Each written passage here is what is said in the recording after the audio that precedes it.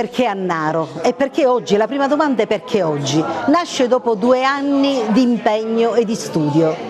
2 anni fa, a volte le coincidenze rappresentano poi l'incontro fra due diversi pensieri, finiscono col fare scoccare quella scintilla necessaria ad ogni passione che si vuole alimentare. Questo è accaduto a Naro, dove l'incontro fra il professore Vinciguerra e l'amministrazione comunale ha fatto dire al professore Vinciguerra che sulla famiglia Chiaramonte c'era tanto da dover approfondire. Ci siamo incontrati più volte, come vi dicevo sono 2 anni dove abbiamo cercato insieme al professore Vinciguerra di cogliere, di vedere, di individuare quelli che erano le testimonianze di questo passaggio, tutti in Sicilia diciamo che ci sono resti, la Sicilia è stata chiaramontana e in questo essere chiaramontana abbiamo deciso che Naro parli chiaramontano, il primo centro studi. Abbiamo voluto che nascesse qui perché qui lo si è voluto,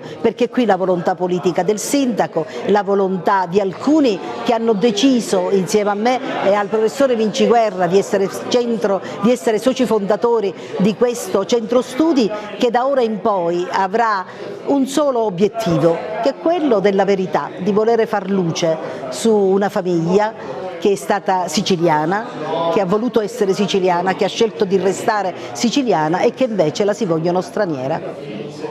Costanza II di Sicilia, che è la nostra regina, animatrice del Vespro, una figura importantissima, venerata come beata in Catalogna e dimenticata da noi, oppure quando la nominiamo la chiamiamo Costanza di Svevia. Stiamo organizzando una cerimonia ad alto livello per finalmente provocatoriamente restituire alla nostra Costanza di Sicilia, regina, la cittadinanza di siciliana.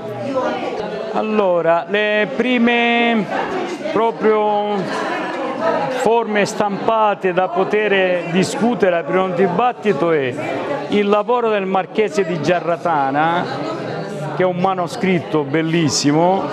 Poi dovremmo avere già in autunno in stampa tutto un lavoro di ricerca, di studio sul battistero e il battistero che abbiamo in fonte battesimale di Santa Caterina, e poi verrà fatto che andiamo a restituire gli emblemi originali significativi, perché in giro si vedono stemmi falsi del Chiaramonte, non è possibile. Noi lo sappiamo qual è l'emblema della famiglia Chiaramonte, quindi lo andiamo a realizzare dipingendolo veramente, si inserisce nel proprio contesto dove era prima della loro distruzione. Anche Naro aveva l'emblema chiaramontano che non c'è più, quindi andiamo a mettere a Favara, a Mussumeli eccetera.